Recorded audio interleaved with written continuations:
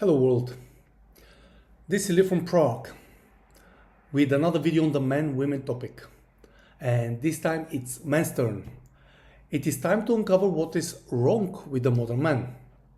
You see that a lot more is wrong than you realize, and it's much deeper than you can imagine. So hold tight, it will be a bumpy ride. Now, it is important to understand that men do not fall from the sky. Women too, by the way.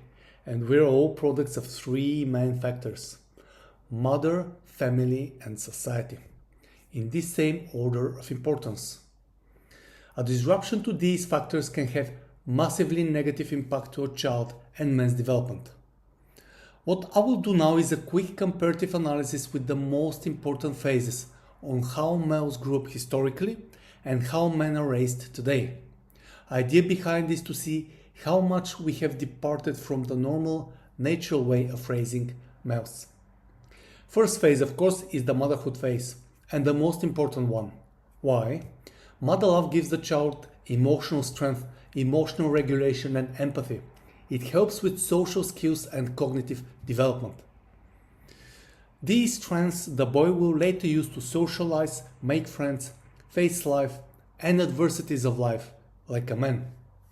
Nowadays, motherhood in America and in many Western societies, it has been normalized for a mother to work. In America, this can be as early as 2 weeks after birth. Motherhood again is the most important part of our life. If not properly done, consequences are lifelong and can be devastating. Again, negatively affected are the emotional regulation and empathy, social skills and cognitive development. Now, here comes the first surprise. Motherhood as the most important phase ends at around the age of 2 years old. Yes, you heard right. Motherhood phase ends and the phase called separation and individuation starts. Let me stress on this point. A child must start separating from the mother in order to properly individuate. Disruption to the child's separation and individuation process can lead or can manifest as lack of clear boundaries, difficulty forming healthy relationships, and increased feelings of anxiety and depression. Does it sound familiar? Yes, it should. This is psychology, by the way, not me.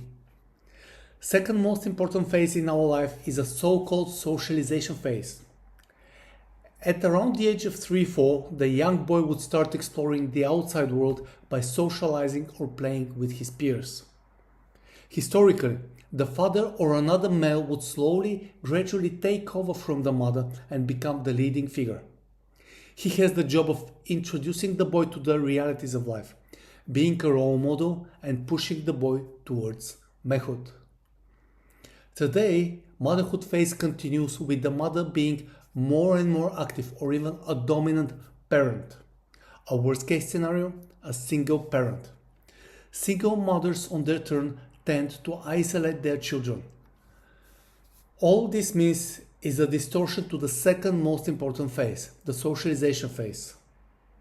So, boys, instead of having a father as a role model and being properly socialized, we end up with boys being more and more isolated by their mothers and surrounded by other female figures, usually teachers. Result is a compromised and undermined separation and individuation and socialization processes, and the missing masculine role model. Such a boy cannot develop a healthy ego or identity and masculinity and will seek external validation for the rest of his life. In other words, we have less masculinity and more narcissism. Motherhood period, together with the socialization phase, comprise the most important years for a child. These are the first 7 years, and these years sets the child for success or failure in life. Again, this is psychology, not me. Now, the second surprise. Historically, at the age of 7-8, the boy becomes a man.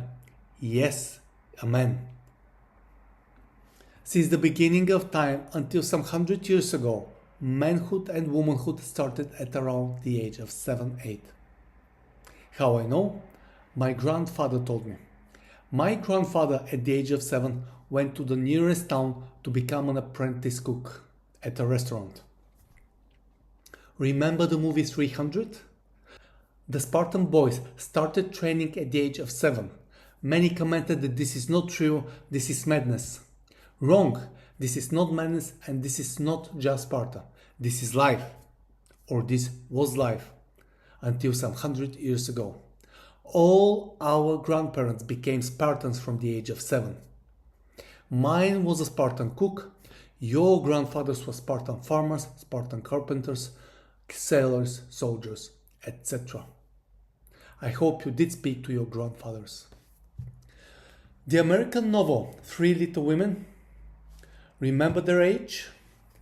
Yes, they were 8 years old. So this applies to women too. Womanhood also started at roughly this age.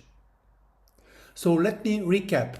Historically, not only the mother was not the primary caretaker of a 5-6-year-old boy, but she was often not around a 9-10-year-old man. Let that sink in.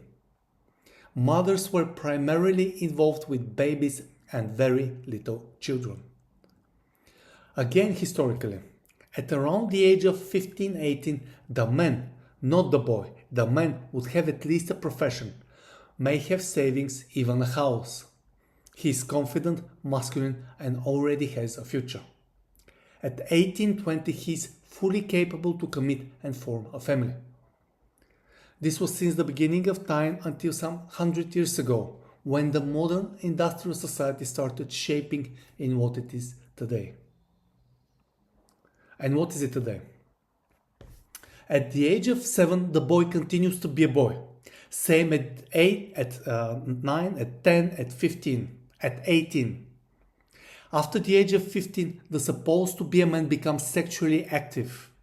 At this age, we most need a partner, and we should normally be having one.